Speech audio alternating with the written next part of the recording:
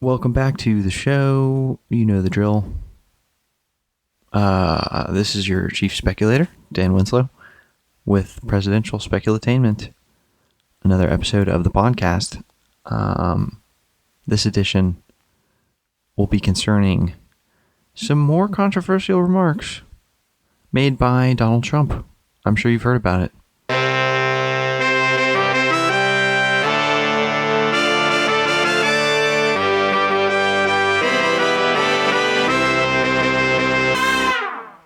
What has Donald said now? That is the question. Not what issues are being looked at. What are the policy differences in the candidates? Don't worry, you're in luck. We're not going to be talking about any of that stuff. Boring, important stuff. Because Donald Trump said something offensive.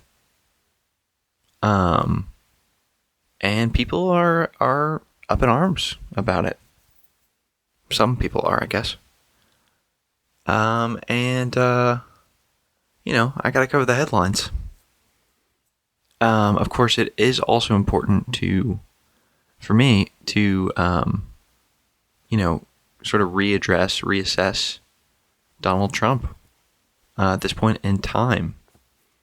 Because in a recent Fox poll, he's at 18% of the GOP pack, which puts him in the number one spot, ahead of recently announced Scott Walker with 15%, and boring old Jeb Bush with 14%.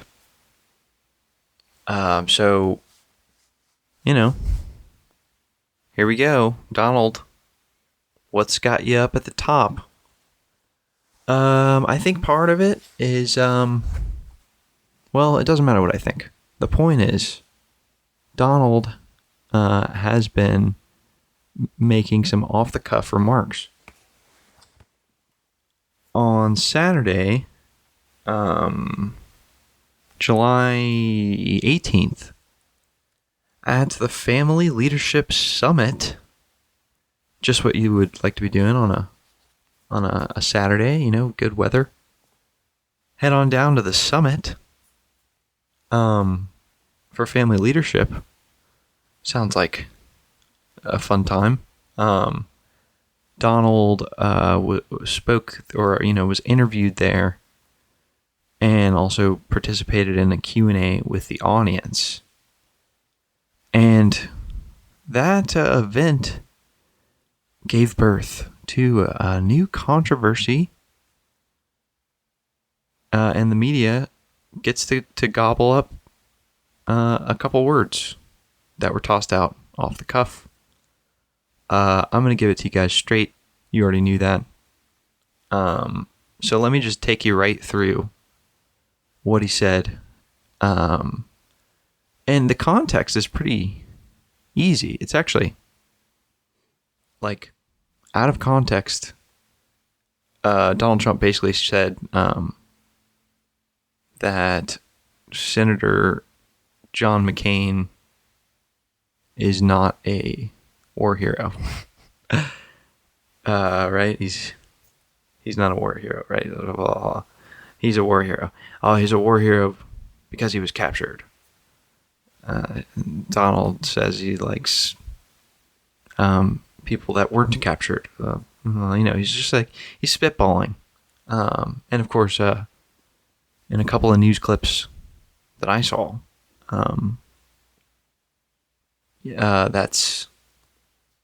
there's a 10-second, clip of what he said.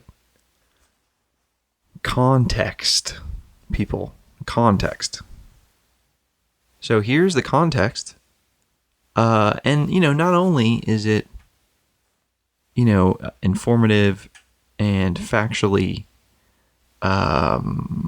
it has integrity from a factual investigative standpoint to learn the context.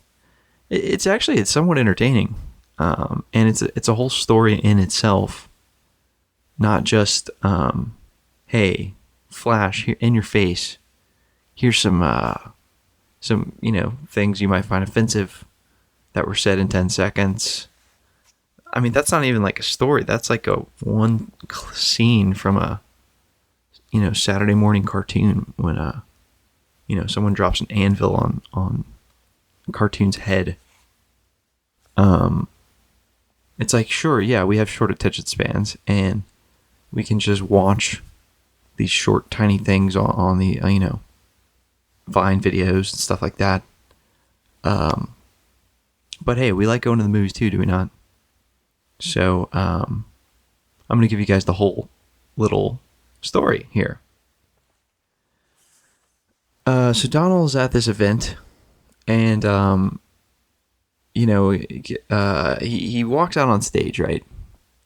And, he's getting a lot of cheers, and, the audience is showing their support, and Trump is just soaking it in, standing on there, walking over to the interview spot, and then kind of, stands mid-walk and sort of waves to the audience and stuff. And the interviewer is sort of like walking him across the stage, I guess you could say. He's shepherding him down to where he's going to interview him. And so this is where it gets weird. Just right off the bat, immediately, you can see there's like some kind of a weird dynamic going on between Donald Trump and the interviewer, who is a main character in this story, by the way. I mean, it's not like, Trump was just talking to Wolf Blitzer or, somebody who is like pretty standardly dry and dull. The guy interviewing Trump, I guarantee you, folks, is a character. He goes by the name of Frank Luntz. All right, Mr. Luntz. So as Trump is standing there and waving back to the audience, it immediately gets weird when Frank Luntz hurries him up to start the interview, and he says, "You'll be over in the chair." And then Trump, he's still waving to the audience, and he says, "Beautiful. Look at that." And then Frank Luntz just goes, Do you want me to ask? Come on over."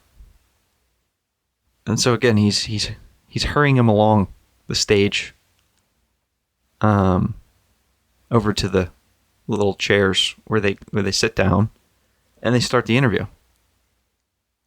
Trump's comments are made shortly after the interview starts, pretty early on, and it wasn't even really like an interview event. It was actually the main portion of the video, which I didn't even stick around to watch, was these, I guess, submitted questions from the audience, and then the audience would ask him questions. So this dude, Frank Luntz, is like, I guess, the moderator, but he gets in a few questions to start things off, break the ice, as you might say. And immediately he starts asking him about what Donald Trump said about Mexicans and illegal immigration, and saying, quote, "they're rapists," close quote. I covered all of that. You can check that out on episode 11. And I guess that was still like a top election news story until Trump said something else controversial, on July 18th. So right at the start of the interview, Frank Luntz kicks things off, asking Trump about those other controversial comments, that I just mentioned and stuff. And Trump is, just basically brushing the whole thing off. And, he's yet to, like, apologize or, whatever the decry, I forget what word they always use, like, well, he should take that back. There's some kind of a word they always throw around. But he hasn't done that, right? He's just brushed it off, said, no, I said what I said, I'm right, blah, blah, blah. He's not, like, apologizing or whatever, and so this interviewer is asking him about that and stuff, and then Trump gets to a point, and he says, like, something, I don't give a damn. He says the phrase, give a damn. And then, again, we see this weirdness in the dynamic between Trump and Luntz. Right after Trump says that, Frank Luntz says, do you really want to use that word in this forum? And then Trump says, exactly what Frank said is what is wrong with our country. We're so politically correct that we can't move anymore. And Frank, we have to be able to express ourselves. And then Frank Luntz says, but don't you think we go too far? It's getting silly here. Trump it kind of takes some little shots at him, roasts him a little bit. He says, he's wearing one of my ties, by the way. It's very nice. That he says, I never liked it that much because they were made in China, so it never mattered that much. Like, you sucker, wearing my tie made by some child in China. Low quality assembly. And then Frank's like, it's a great applause line, and obviously they appreciate it. But referring to people as rapists, and then Donald's trying to say, excuse me, whatever. But, so right in this, we're still in real time here, folks. So Donald's interrupting, saying, excuse me, throwing up his hands. Frank Luntz says, continuing, he says, referring to John McCain, a war hero, 5.5 years as a POW, and you call him a dummy, is that appropriate in running for president? Donald says, you gotta let me speak though, Frank, because you interrupt all the time, okay? And then he said, oh yeah, so then Trump actually says, no, I know him too well. That's the problem. So I guess Frank Luntz and Donald Trump are acquainted. Frank is bringing up this recent spat between Donald and McCain.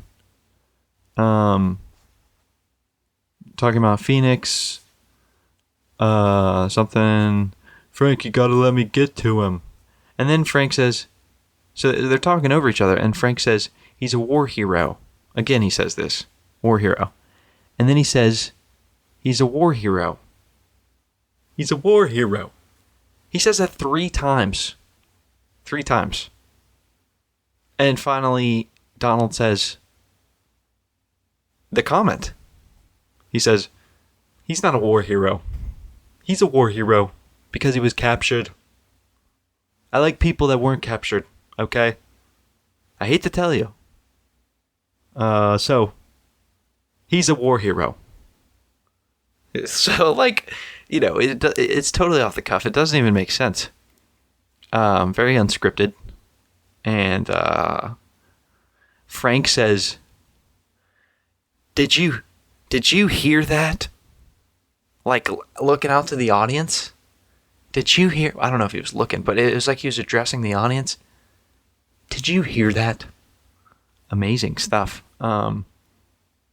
Right, and then Donald says, He's a war hero because he was captured, okay? You can have... And I believe perhaps he's a war hero. They're just hung up on this thing, on this term of art. I think. Is that a term of art?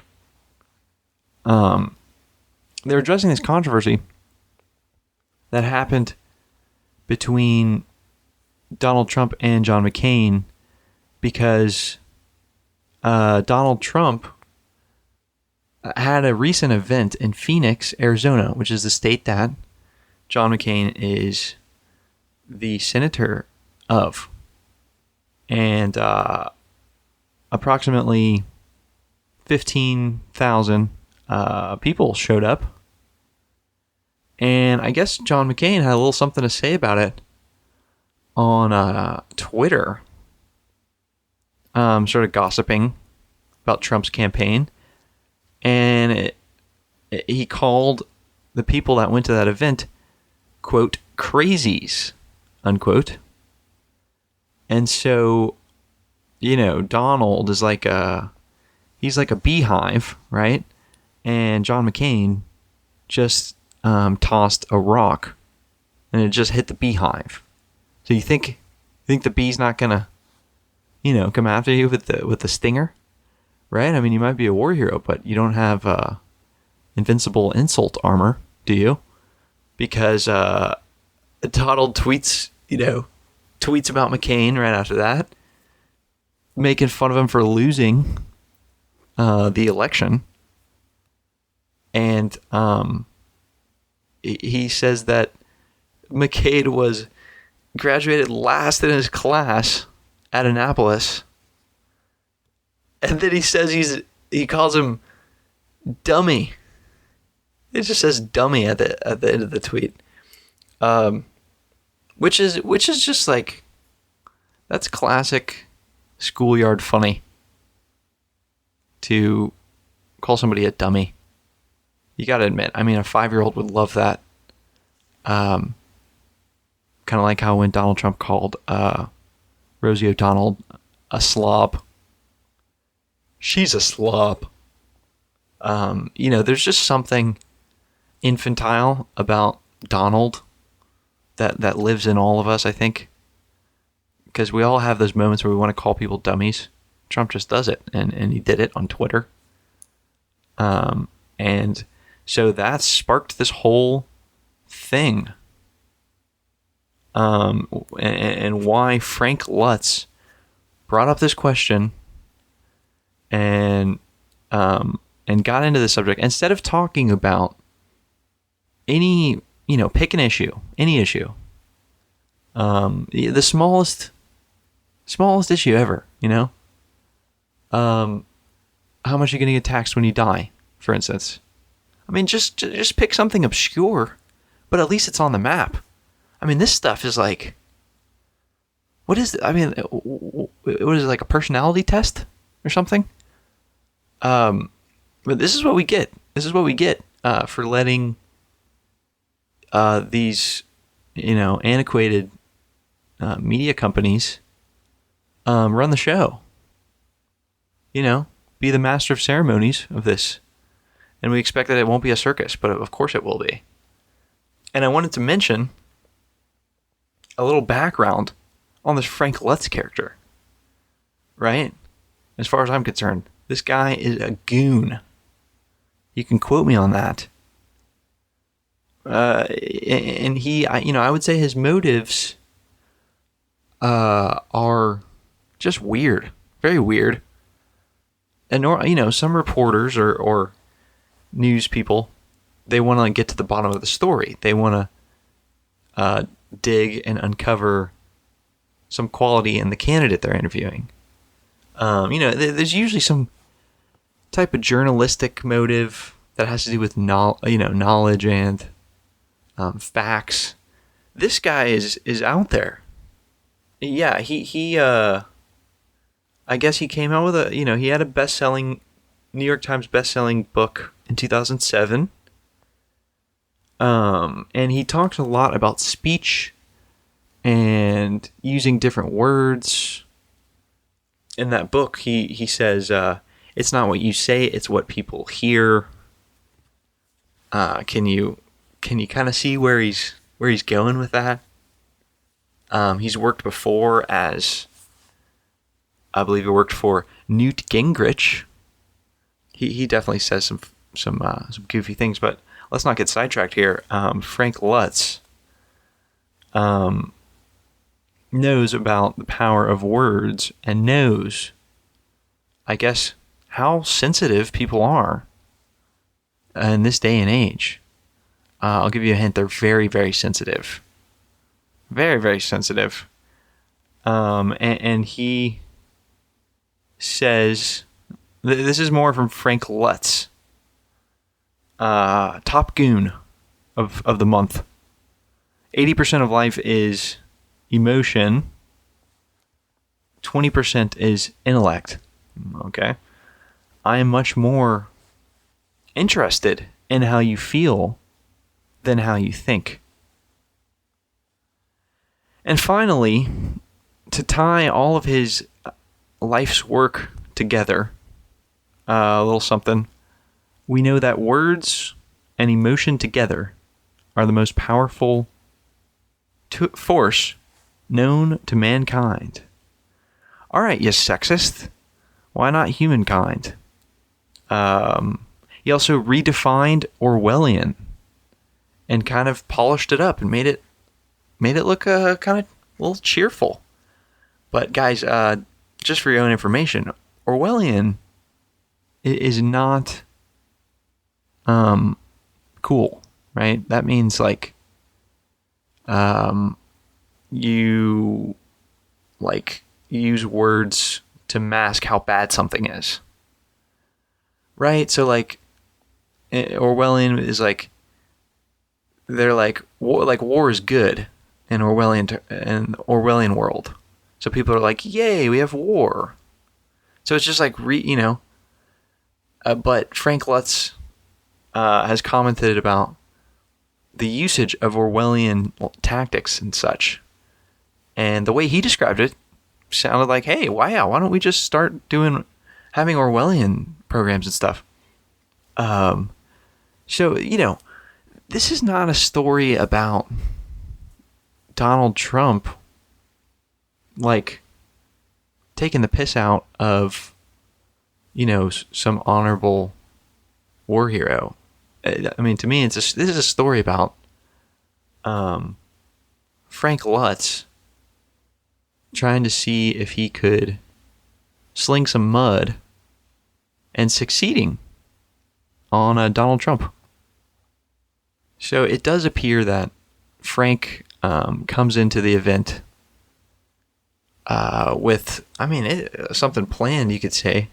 He says he uses the term war hero 4 times and 3 times in a row before Trump's comment actually comes out. You heard that thing where he's talking, do you really want to use that?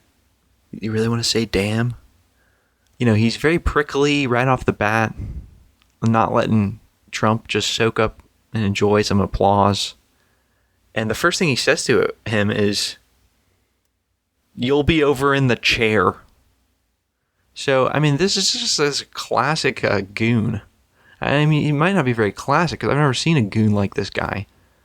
But that's really the driving plot in this story.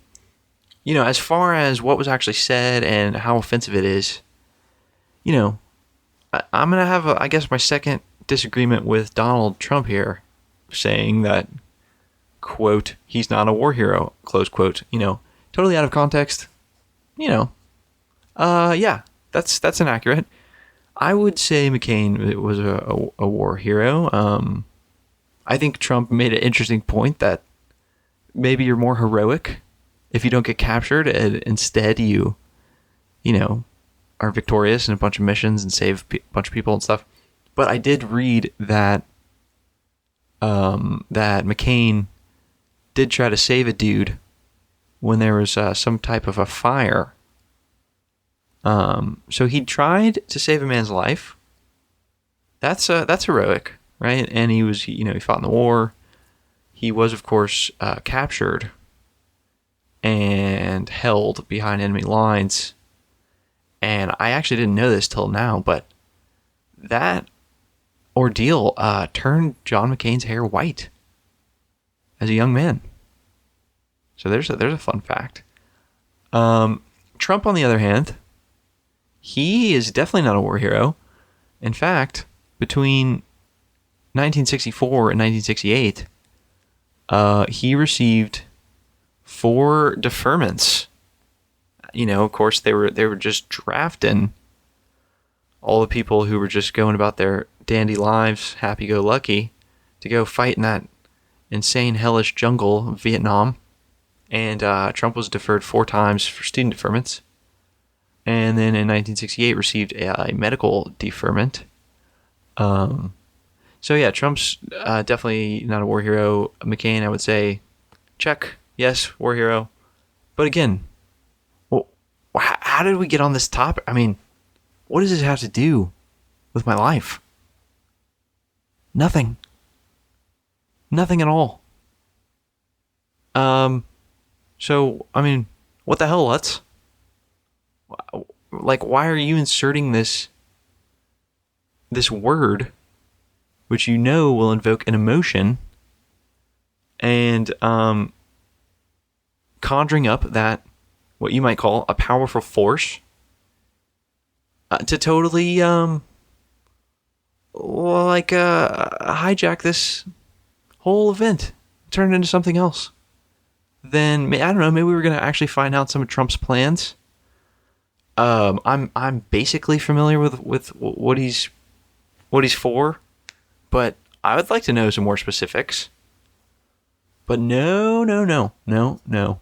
We are going to talk about terms of art and different labels for stuff, and just go around labeling everything. Right? Because that'll help the problems, right? If we just label them all. And I do think Trump made a good point about the political correctness thing.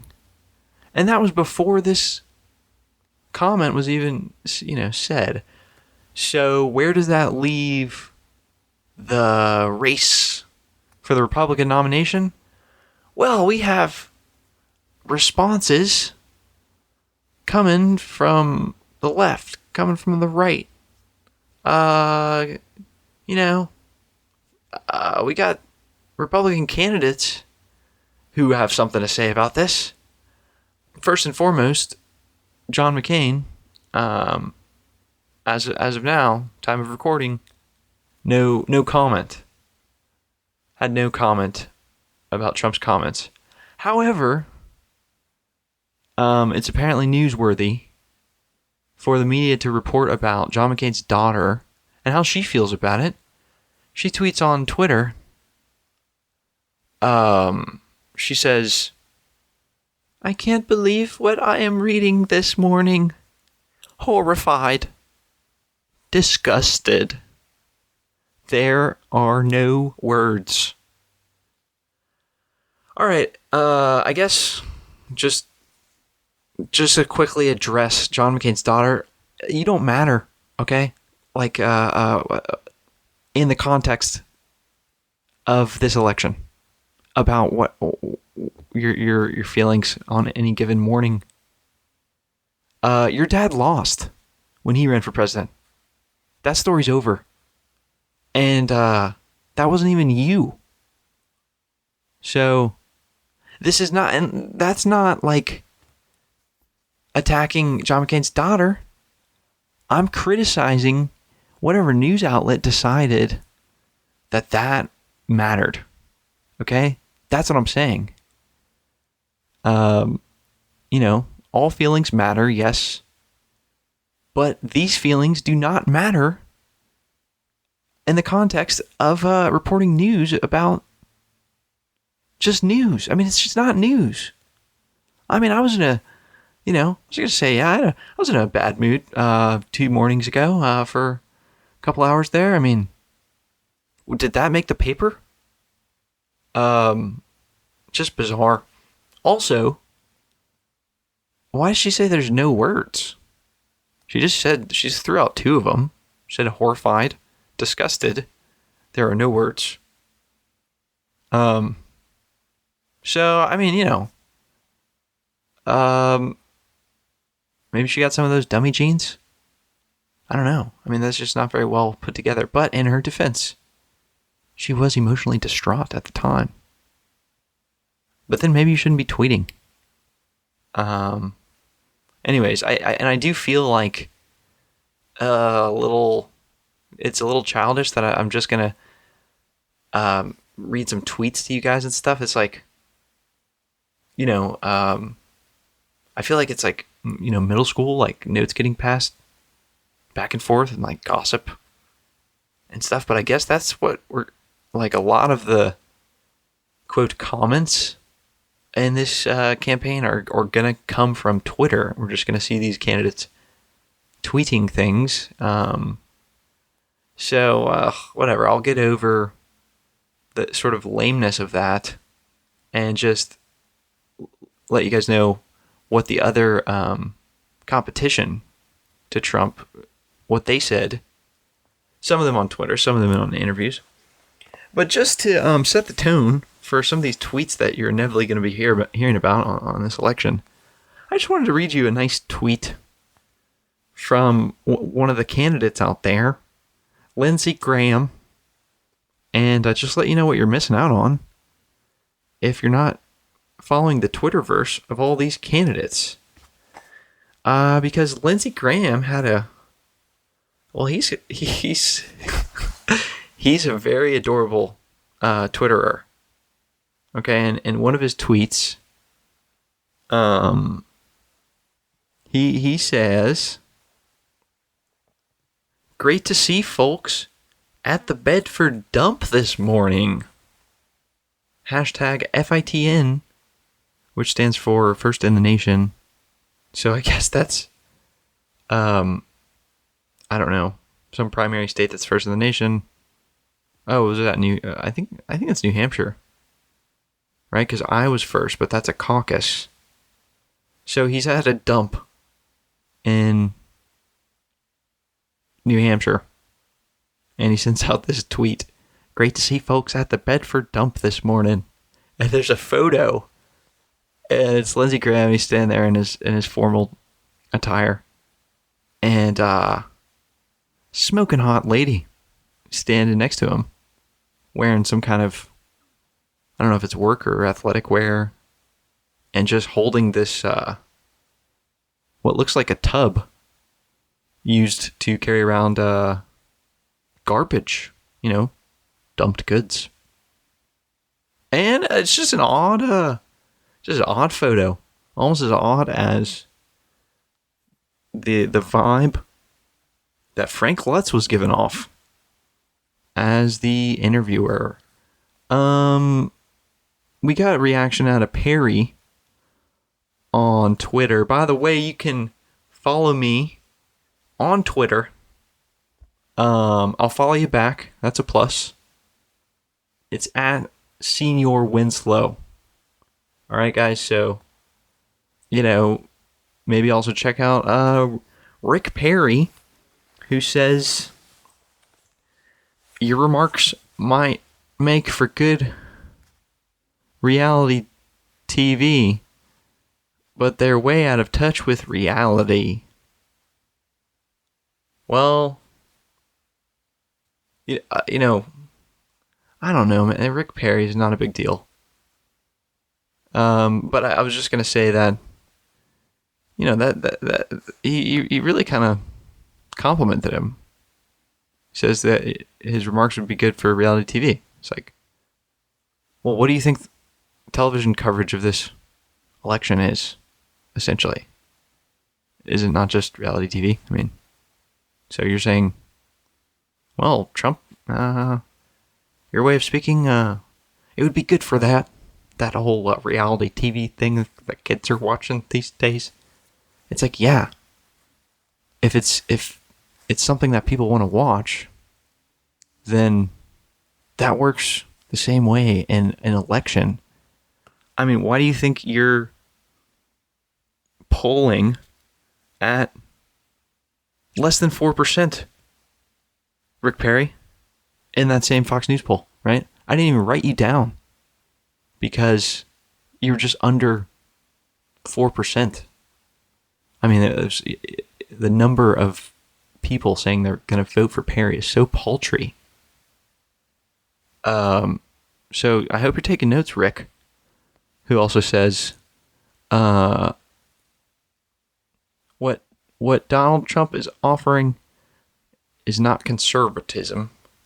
It is Trumpism. So I guess Trump, he says a toxic mix of demagoguery and nonsense. Trump responds saying, Perry doesn't understand. Perry doesn't understand what the word demagoguery means. He should be forced to take an IQ test before being allowed to enter the GOP debate. So, again, Trump proving himself the superior insulter. We've also got a response coming from Jeb. Jeb says, Mr. Trump has every right to have every belief. That's fine. But he's going to run. But I don't want to be associated with that kind of vitriol that he's spewing out these days. Ugh, spewing out vitriol. Well, that's dramatic. We have a reaction from that other election loser, Mitt Romney. Do you guys still care about these washed up old contest losers? Anyhow, Romney says the difference between McCain and Donald Trump shot himself down. So, hey, that was actually, that was a little clever. Kind of a pun about how John McCain got shot down in a plane. So, hey, Mitt, keep it up with the puns. Guess he's got a lot of time on his hands. Oh, yeah, Donald replied back to that tweet saying, why would anybody listen to Mitt Romney? He lost an election that should have been easily won against Obama. By the way, so did John McCain. Oh my goodness. Let's see. Cruz. Cruz, I guess, stays out of it. Or he kind of tips his hat to Trump's. Says, I'm a big fan of Donald. One of the things that I respect about Donald is he's willing to stand up and speak the truth. And he's willing to take on the Washington. All right, so he's basically playing nice with all the Trump supporters, not saying anything bad. Oh, Christie. I just saw one interview where he gets asked, and he just says, "I'm done answering those questions. I've answered about 15 times." In terms of my view on it. Oh, okay. Ooh, feisty. Rand Paul also taking the high road, right? Not gonna get any mud on his nice formal election shirt. He says, I've tried to talk about what my plan is for immigration, so I don't get trapped about talking about what 20 other people are saying about immigration. Refusing to give an answer about whether or not he thinks Trump should or should not have believed that John McCain is or is not some kind of term of art that's getting thrown out by Frank Luntz. All right, Rand. Well, fine. I will tell you one thing, though. One mistake that Rand Paul is making. He apparently is not going to be attending the biggest, one of the biggest political events of the whole year in Kentucky. Yes, you guessed it. The Fancy Farm Picnic. He's missing. He's not showing up to that. So, what the hell, man? You could be dropping the ball on that one. So Paul, he's polling at 8%, right? So I'm just going to give you guys the numbers here in closing. So he's number 4. Bush is 3 with 14%. Scott Walker is number 2 with 15%, and Trump is at 18% in the number 1 spot. We've got Rubio at 7% in 5th place. Below him, Dr. Carson, 6%. And 4%, we got Cruz and Huckabee tied. So, hey, there you go. That's how this whole thing is, I guess, rolling together, as far as numbers go and results and what voters are responding to. So, love him or hate him, Trump is changing the game and moving the needle a little bit. And, he is expressing an opinion which I think a lot of non-politicians have about political correctness. Now, I believe it would be very easy to be correct in your own field. If you're a politician, if what you do is politics, well, can you be correct at it? Would you be good at that? Yeah, I thought so. Well, most of us aren't politicians. Most of us don't engage in politics for a profession, right? So we don't have to be correct at that.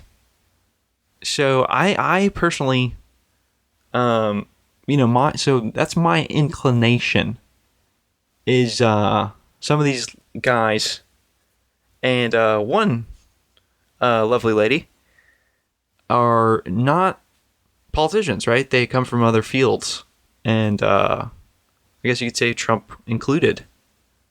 And so I am keeping my eye on those types to basically upset the establishment, which seems to be Jeb Bush at this point. Because let's face it, if you're born to and the brother of a president, yeah, you don't have a choice.